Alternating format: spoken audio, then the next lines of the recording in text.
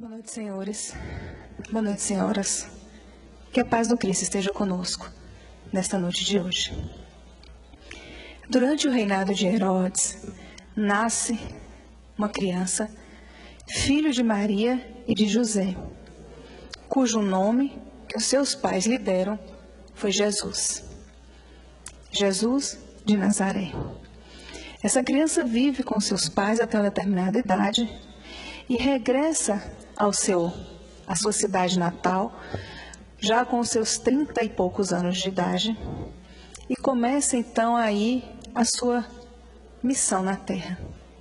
Jesus, ele sai por locais onde ele vai encontrar com pescadores. E então ele diz: vem e me segue. E assim, alguns pescadores largavam as redes e se tornaram pescadores de almas. Mais adiante, ele chega perto de outros, a uma coletora de impostos, olha para um outro homem e diz: vem e me segue.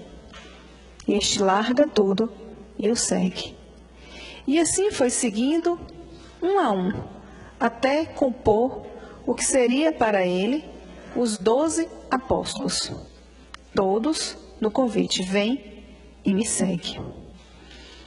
Mas não somente isso, toda a vida deste ser denominado Jesus aqui na terra, ele avança de maneira ao encontro do outro, não importa se era um caído, se era um sofrido, se era um doente, se era um judeu, se eram escribas, se era uma mulher adúltera. E vem nos contar que certo dia, sentado à beira do lago de Genezaré, estava a contemplar quando ouviu gritos e até ele chegaram escribas e fariseus. E põe-lhe na sua frente uma mulher e diz: adúltera, foi pega praticando adultério. Diz a lei que deve apedrejá-las. O que diz tu? Ele levanta, olha para cada um dos que ali estavam presentes e responde: que atire a primeira pedra aquele que não tiver pecados, uma vez que ele não veio derrogar as leis, ele veio cumpri-las. E começa então a escrever na areia, segundo as traduções bíblicas. E neste momento começa a se retirar dos mais velhos aos mais jovens. Entendia-se que quem viveu mais pecou mais. Não importa qual era o pecado, atire a primeira pedra aquele que não tiver. Um outro momento também muito marcante da presença de Jesus é o encontro dele com o centurião. Ele estava com seus apóstolos a dar-lhes ensinamentos, quando veio uma cavalgada e na sua frente desce-lhe um centurião do cavalo e diz: Senhor, eu tenho um servo que estás doente. Se tu quiseres, tu pode curá-lo. E Jesus volta-se para esse servo e diz: eu irei até o seu lar. E ele fala: não, Senhor, eu não sou digno de receber-te, mas assim como eu, que eu tenho subordinados, eu digo a eles: venha, ele vem, vá, ele vai, faça isso, ele faça. Tu também podes fazer o mesmo, se ordenares daqui. O meu cego lá, da minha casa, ficará curado. Jesus volta-se para os apóstolos que com ele estavam e diz que não havia ainda encontrado um homem de tamanha fé como este. E assim foi feito, e o seu servo ficou curado. Então Jesus, ele passa curando, levantando, trazendo a visão, enxugando as lágrimas, destacando o sangue de uma mulher hemorrágica que há 15 anos sofria desse mal, que simplesmente ao tocar-lhe as vestes, não precisou falar nada, em meio à multidão, tocou-lhe a veste. E ele diz: de mim saiu algo. Quem me tocou? E naquele mesmo momento, ela foi curada. Mas quem era esse ser que era capaz de curar à distância? Nós estamos em um planeta cujas enfermidades nos acolhem a todos os instantes e precisamos ir ao médico, fazer exames de rotina. Como aquele ser era capaz de curar, sem questionar o que tu tens, o que tu sente, qual o exame que você trouxe, o que eu preciso fazer? Simplesmente ele curava. E por que ele nasceu numa região tão parca?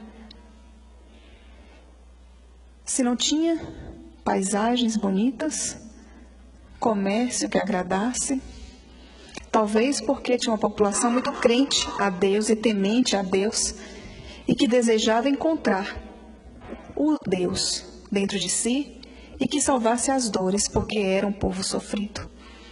Adenauer, em uma de suas obras, quando ele vai falar do encontro com Jesus, em um livro que ele escreve sobre a análise psicológica do mestre, ele vai dizer que Jesus era um terapeuta que dizia, e diz até hoje, de espírito a espírito, na busca da reestruturação psicológica do ser, do indivíduo, na condição de eterno. Então, Jesus busca a reestruturação psicológica nossa, constantemente, diariamente. Então, nós nos perguntamos, quando fomos lendo alguns relatos da Bíblia sobre a vida desse divino mestre. Aproxima-se esse período do Natal, que historicamente e simbolicamente representa o nascimento de Jesus, mesmo não sendo a data oficial na qual ele tenha de fato nascido. Então, nesse momento, nós buscamos ser mais caridosos, né? Buscamos mais afetividades, ficamos mais serenos, né? Sentimos mais as dores do outro, porque lembramos do que ele deixou como mensagem: vem, segue-me.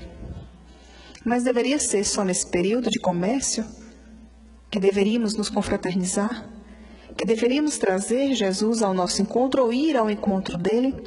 Será que todos aqueles que passaram por ele, ou pela qual ele passou na multidão, o seguiu? Se transformou?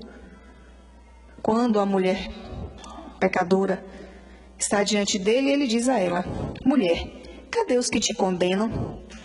E ela responde: se for o Senhor. Ninguém te condenou? Não, Senhor. Ninguém me atirou nenhuma pedra. Nem eu. Vá e não voltes a pecar. E assim foi feito. Então, no ano de 32, nós vamos encontrar uma família que estava regressando, saindo de Roma para Cafarnaum, composta por Lívia, Públio, um senador do Estado romano, representante máxima da lei, que iria administrar Cafarnaum. E com ele, o seu filho e a sua filha Lívia. Eles estavam buscando um local onde pudesse ter ares mais puros, pois a sua filha sofria de um mal que naquela época era generalizado, que possuía a lepra, deixava de ser cidadão romano, deixava de ter identidade. E era uma doença temida. E assim eles vão. Durante toda a trajetória até chegar ao porto de Cafarnaum, tanto Lívia quanto Públio sente a esperança de dias melhores, mas ao mesmo tempo o coração com certas amarguras que não sabiam explicar. Ao chegar no destino, são recepcionados por Pôncio Pilatos. Naquele momento, Lívia sente que ela estava diante de um inimigo implacável, mas não sabia explicar o porquê. Eles ficam hospedados na casa de Pilatos por 3 dias. Em uma dessas noites, em um jantar, um dos servos de Pilatos, de sua confiança, extrema confiança, chega e vai contar um episódio que ele estava na praça e viu um espetáculo. Um jovem, descalços, cabelos longos, caído aos ombros, vestido com uma túnica, sem malas, sem nada, como se fosse um indigente. E diante dele, um pai desesperado com um filho que se batia agonizante. E então, como se olhasse para o céu e buscasse dos deuses os poderes, ele olha, estende a mão sobre a criança e diz: ela está curada. E o menino então sai, curado, junto ao seu pai. E este servo conta a história como se estivesse diante de um fato espetaculoso. E vai narrando as histórias que ele havia presenciado daquele homem que ninguém sabia de onde veio, nem para onde ia e nem por que estava fazendo aquilo. Mas Lívia ouve e guarda no coração os sentimentos que ela tinha com aquele relato. E 3 dias após, desse episódio, eles são transferidos para o local onde iria residir. E a filha piora muito. Pilatos pede para que este servo, em especial, se tornasse o braço direito de Públio, que o acompanhasse na sua missão de administrador, de senador local, e estivesse à disposição para tudo que fosse preciso. E uma serva, Ana, acompanha Lívia. E estando no lar, por mais que a paisagem, o ar, toda a situação já estabilizada das mudanças, a filha piorou muito. Gemia de dores, porque agora todo o seu corpo estava em plena úlcera. Imagine vocês o que seria o corpo coberto por feridas da cabeça aos pés. Purulento. Febre de 39, 40 graus. Era o quadro físico da pequena Lívia, o quadro da lepra. E então, em uma bela noite, após o jantar, Lívia se reúne à sua serva Ana para limpar as feridas da pequena Lívia, colocar panos sobre a testa quente por conta da febre, para ver se a febre amenizava. E Públio, com o seu soldado, o seu servo, põe-se a dialogar e ele questiona: quem seria aquele homem? E o soldado pergunta: tem interesses em conhecer, senhor? Não, jamais. Seria derrogar as minhas próprias leis. Eu sou um senador de Estado. Estou aqui para cumprir e fazer cumprir as ordens e ditar quais são elas que devem ser cumpridas. Por quê que eu iria querer conhecer esse homem? Apenas sinto-me curioso pelas histórias que contam. E ali se prossegue o diálogo. No quarto ao lado, Ana contava para Lívia os episódios de cura e dizia: minha senhora, tenho certeza que se levares a tua pequena ao encontro de Jesus, do Galileu, ela será curada e trará felicidade ao teu coração materno.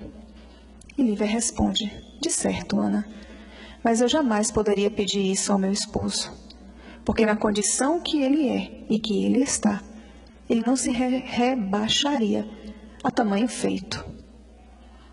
A pequena, que gemia de febre, ouvia todo o diálogo, tranquilamente, em paz. Horas mais tarde, Públio entra ao quarto. E com os olhos rasos em lágrima, ele olha para a filha, pega em sua mão, coberta de feridas, e pergunta, com a voz de quem quer segurar a dor que está já para sair, Quando a gente está naquele sofrimento que mal consegue falar, era o quadro dele. E ele pergunta: filha, o que queres hoje para dormir feliz? Pede que papai faça. Mandarei amanhã a Roma um dos meus homens e trarei todos os teus brinquedos, e se quiseres poderei comprar outros mais, para que sejas feliz. E as lágrimas descem diante da filha, por tamanha ser a dor de ver aquela cena. A filha busca um esforço fora do normal. Mal conseguia expressar e balbuciar as suas palavras, e ele insiste: diga, filha, o que queres que eu traga para ti? O que me pedires eu lhe darei. Peça, papai quer te ver feliz. E então ela consegue balbuciar algumas palavras, dizendo: papai. Ele: sim, diga, eu quero o homem de Nazaré. Imagina o banho de água fria que ele toma. Não teve palavras para responder. E ela pede: traga-me o homem de Nazaré. Encerra-se um momento entre eles, se recolhem para dormir. Ao amanhecer, em diálogo com a sua esposa, ele questiona como que ele iria atender aquele pedido. E ela aproveita o momento para dizer que se ele fosse, com certeza a filha seria curada, porque ela acreditava naquilo fielmente. E então ele aceita ir. E já diz: não irei como tu desejas. Vou, mas eu vou no final da tarde, como se estivesse a andar despercebidamente. E se eu encontrar, se tiver a oportunidade de sondá-lo, a sós com ele, o farei. Não posso me expor. Afinal de contas, eu sou o representante da lei. E assim toda a noite se passou, todo dia se passou. No final da tarde, Públio põe a túnica e sai com seu cavalo, disfarçadamente, como se estivesse passando despercebido. E senta-se próximo, em um banco em que ele se apoia, em frente ao mar de Genezaré. Ao lago, de Genezaré, como também era conhecido. E ali ele coloca-se em meditação. Por que eu estarei aqui? Por que eu tive que atender esse pedido? Será que eu não estou derrogando as próprias leis? E entra num mergulho, numa crise profunda da consciência. Frente ao sentimento do pai, desesperado, frente à situação em que ele tem que se pôr, e passa-se alguns soldados, algumas pessoas pelo caminho, observa, mas não comenta, apenas observam. E ele permanece ali como se estivesse a contemplar aquele local. E então percebe que algo muda ao seu redor. Um vento suave traz um perfume, um frescor, e que o envolve de tal forma que ele é submetido sobre um magnetismo inanarrável e é posto por uma força incontrolável de joelhos ao chão. E ao levantar o rosto, ele vê o menino de Nazaré. E relata os tons dourados do cabelo como se fosse ainda o entardecer do luar que refletisse sobre a sua face. Tamanha era a comoção que ele não conseguia balbuciar. E questionava como aquele diálogo poderia ocorrer, porque falavam línguas diferentes. Certamente Jesus falaria a língua da Tibé e ele a de Roma. Como é que eles iriam poder dialogar? E nesse momento Jesus põe a sua mão sobre a fronte de Públio e ele ouve como se estivesse no momento dialogando com Patrício. Perfeita a interpretação, a linguagem. E Jesus diz: por que me procuras na hora mais tarde do dia? Se tivesse me vindo logo cedo e diante de todo o público, terias saído dessa situação da sua vida e avançado milênios. Por que me procuras no final do dia e sem que ninguém visse? Públio não consegue responder. Pensa na filha e ele lhe responde: vim ao encontro de um pai que sofre e não de um soldado romano, orgulhoso, vaidoso, prepotente, porque esse não teria espaço para a mensagem de Deus nem para mim. Mas aqui eu estou para curar a sua filha leprosa, que a ciência do mundo já lhe deu por desvalida. Mas não é a ti que será o mérito dessa cura, a sua esposa, que nesse momento roga a Deus que eu a cure, e assim será feito, pelo amor da tua mulher e pela fé que ela traz. A tua filha será curada. Naquele momento, Públio entra em uma situação de consciência agravada, como era capaz daquilo acontecer. E Jesus percorre o diálogo dizendo para ele para deixar de ser vaidoso e buscar a humildade. Então que como um torpor, ele reage e diz Quem és tu para me pedir humildade? Sabes o que eu represento? Nem nas magnificências dos Césares eu me renderia a tamanha audácia. E então Jesus vai falar do orgulho, da vaidade, da prepotência, e que toda aquela riqueza, todos aqueles altares, esplendores, nada mais era do que pó, do que cinza das ilusões, que nada daquilo existia e que para o reino de Deus tudo seria diferente. E que aquele momento, certamente, de nada valeria para ele. Era apenas um momento de agravo da consciência. E Jesus se despede e sai. Públio retorna sem acreditar, achando ele que havia caído em um sono profundo e tido um sonho.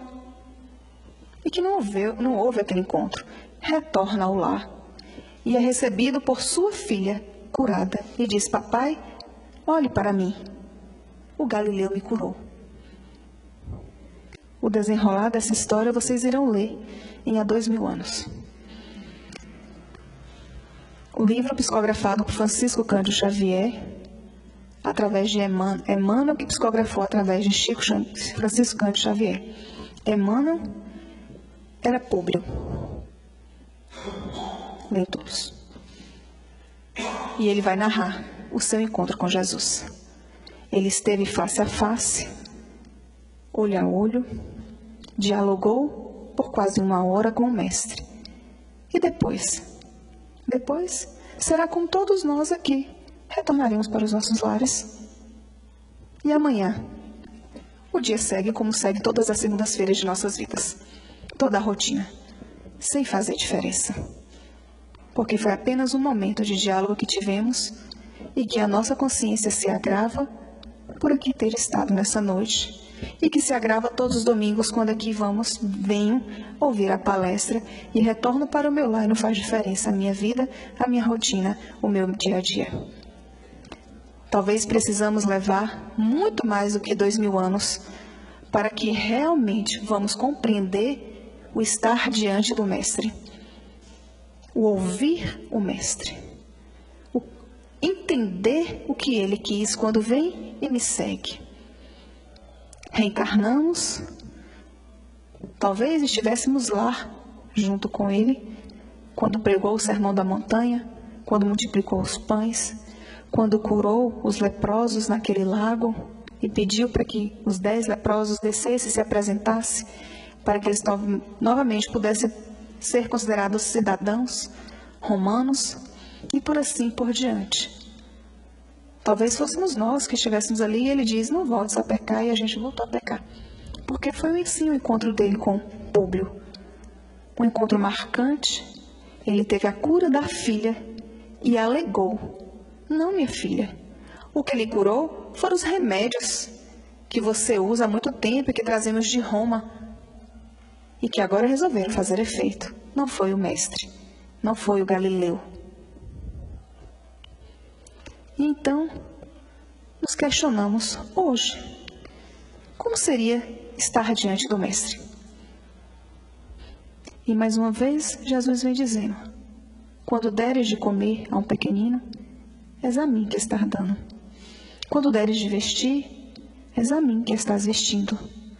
Se tiveres sede e der de beber a alguém, é a mim que está dando de beber. Quando sentires frio e agasalhar, é a mim que agasalhas.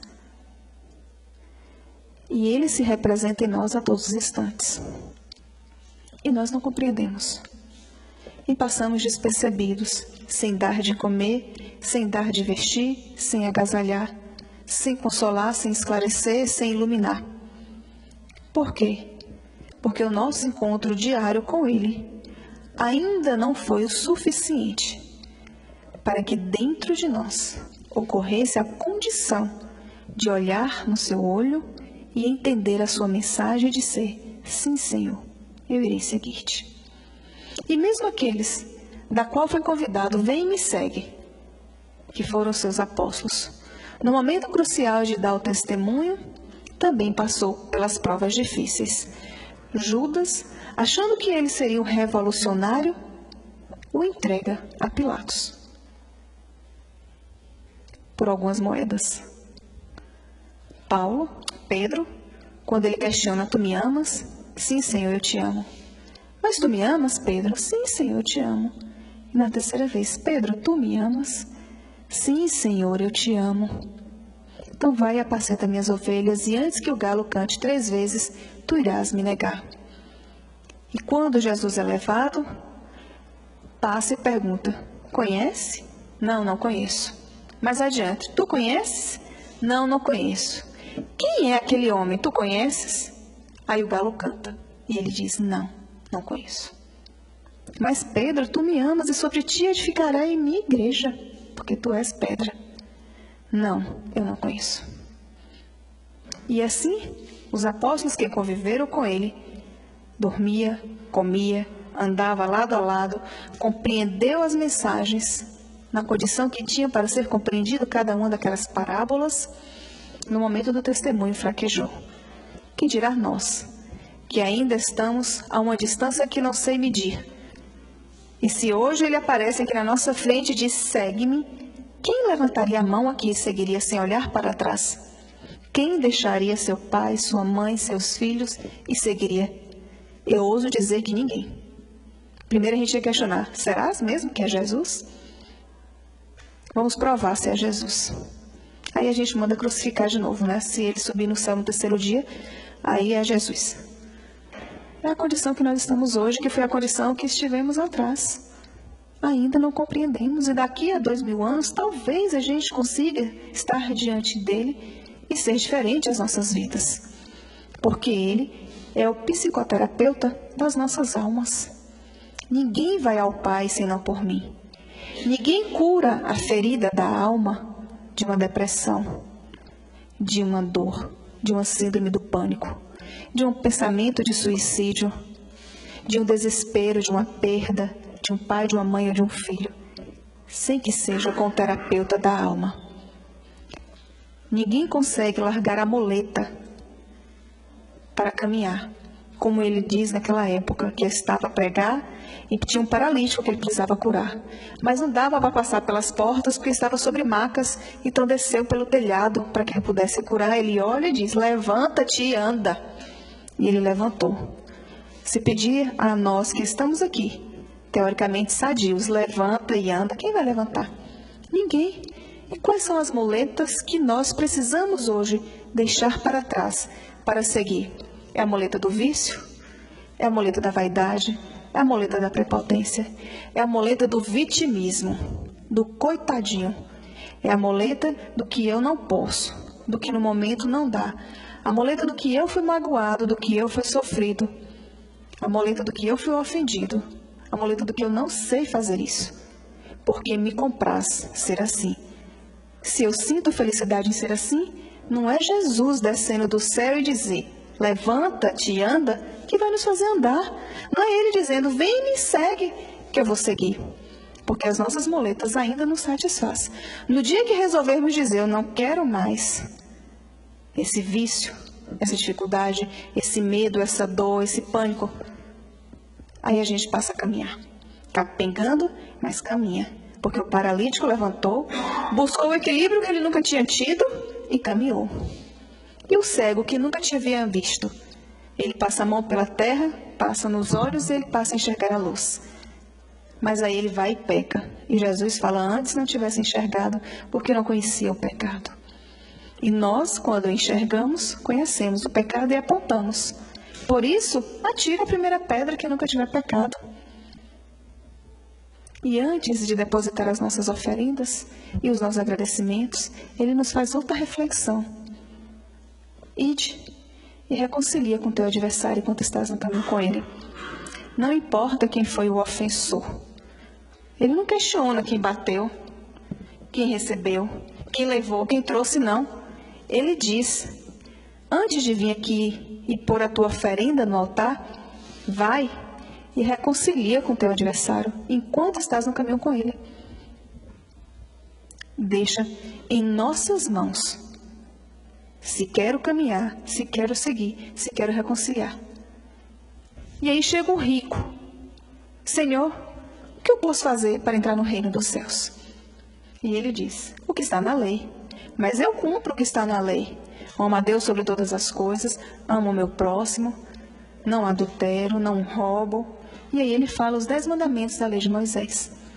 Aí Jesus, pois bem, então vá, venda tudo o que tens, entregue aos pobres e terás o reino de Deus. E ele não conseguiu fazer isso por conta do apego material. E ele continua na parábola, né? É mais fácil um camelo passar pelo fundo de uma agulha do que o rico entrar no reino dos céus. Né? Nessa metáfora do camelo e da agulha, que era a linha, né? Que ia passar pela agulha. O sentido real da palavra. Mas são os nossos apegos. É o apego ao corpo físico. É o meu corpo e não é porque no dia que Deus disser retorna para o mundo espiritual hoje, a gente apaga aqui mesmo onde estiver. Porque o corpo foi Ele que nos deu. Ele que sabe o momento que tem que tirar. É o apego às questões materiais, aos bens materiais, ao ter, ao querer, ao meu filho, ao meu esposo, à minha mulher, ao meu pai, meu. Esquecemos de ser filho, de ser irmão, de ser amigo, de ser pai, de ser mãe. Porque quando Deus nos criou simples, Ele nos criou todos na mesma condição. Nós que nos diferenciamos pelas nossas mazelas e por nossas conquistas, mas nos criou todos na mesma condição. E então, se nesse momento que eu irei convidar a vocês a fazer um mergulho na consciência, a fechar os olhos e a se imaginar lá em Jerusalém, lá em Cafarnaum, lá diante do mar de Genezaré, em qualquer lugar que seja. Apaga a luz, Lore, apaga a luz, para que a gente possa fazer essa reflexão nesse momento, né? Que a gente possa se projetar astralmente, mentalmente, à condição necessária de ir ao encontro com Jesus. Então vamos fechar os nossos olhos nesse momento. E vamos trazer à nossa mente o local onde a gente acredita que deveria encontrar com Jesus. Se for o nosso lar, ótimo. Se for no lar de Genezaré, se for em Cafarnaum, não importa. Mentalize aí. E sinta como Públio sentiu naquele dia. A brisa soar sobre nós.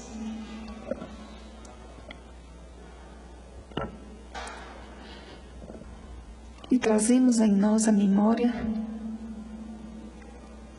a figura desse mestre Rabi da Galileia, a qual cada um de nós imaginamos que ele seja.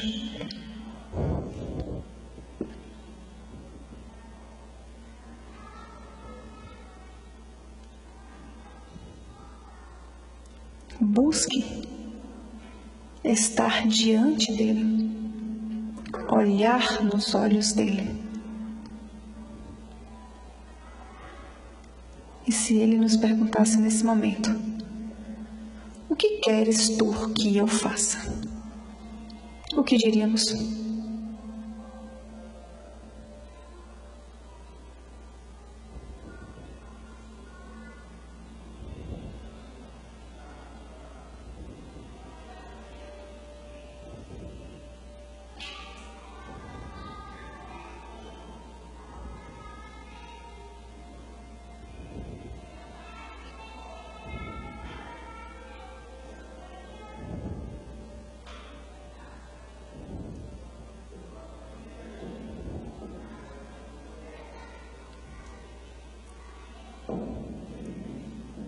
Então vamos nos despedir do Mestre.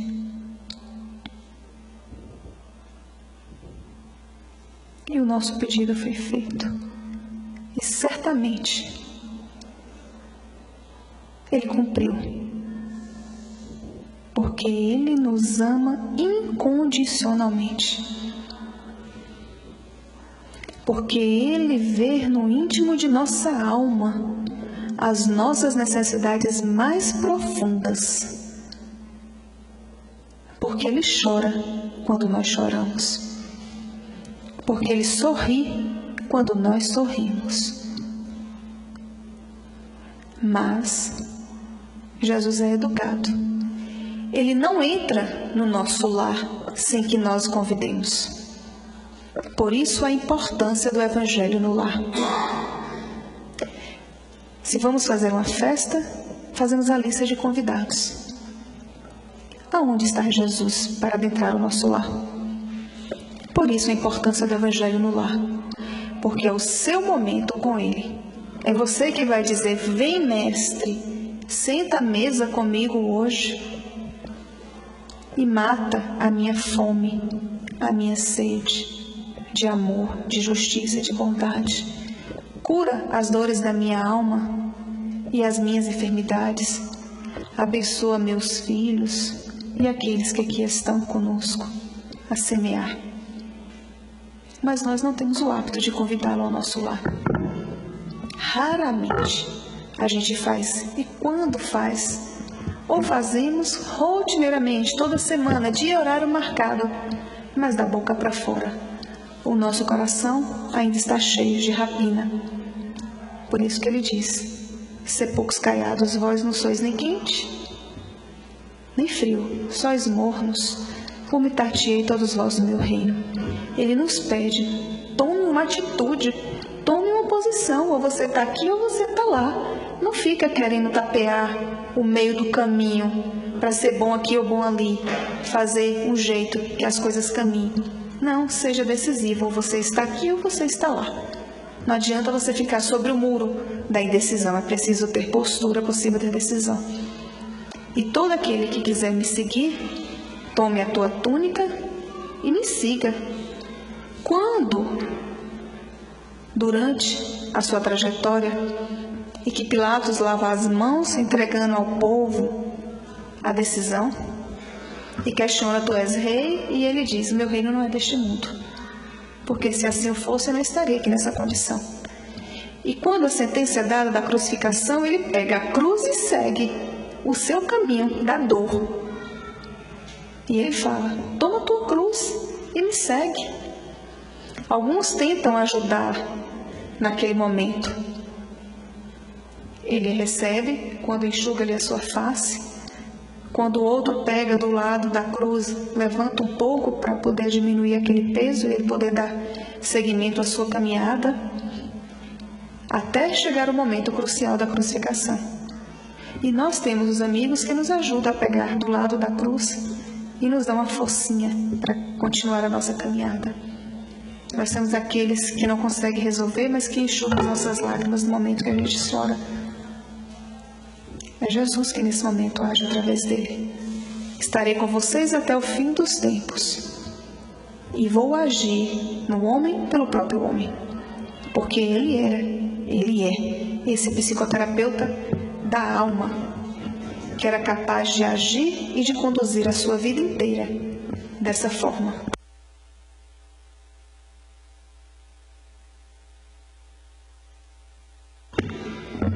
Por isso, nessa noite, esse é o convite de estar diante do Mestre.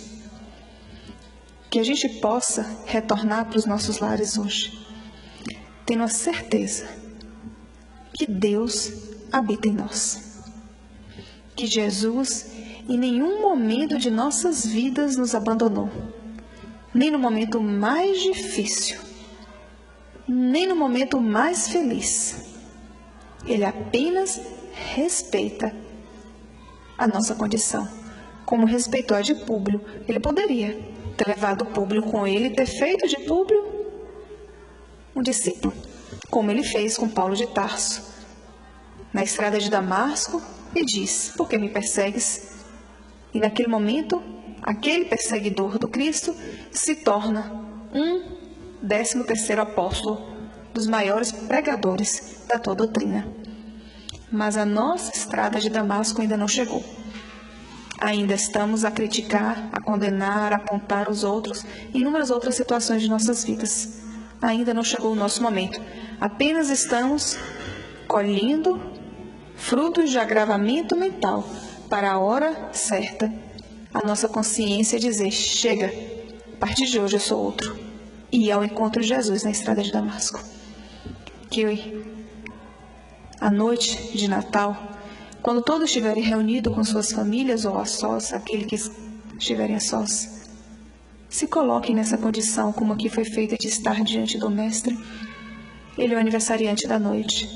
Então agradeça pelo presente que Ele nos deu, que é a tua mensagem, e dialogue com Ele, e olhe nos olhos uns dos outros, e repita essa noite em várias outras.